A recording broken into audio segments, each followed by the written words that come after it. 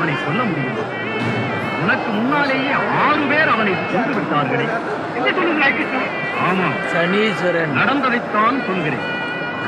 முதலில் கர்ணனது கவச குண்டலங்களை இந்திரன் யாசித்து கவர்ந்து சென்றான். இரண்டாவது, பிரம்மாஸ்திரம் அவனுக்கு பயன் தராது போகட்டும் என்று பரசுராமர் சபித்து விட்டார். மூன்றாவது, கர்ணனால் மகனை இழந்த ஓர் அந்தனர் சமயத்தில் தேர் ஓடாது நிற்கட்டும் என்று சாபமிட்டு பழிதீர்த்தார்.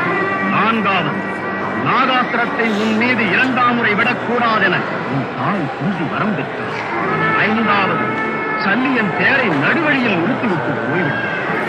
ஆறாவது, தேரை கீழ் அழுத்தி நாகாஸ்திரம் உன்னை கொல்லாமல் நான் தடுத்து விட்டேன்.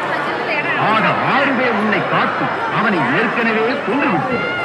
கடைசியாக செத்த பாம்பை நீ அடித்துவிட்டு நான் தான் கொண்டேன் என்று வீராப்பு பேசுகிறான்.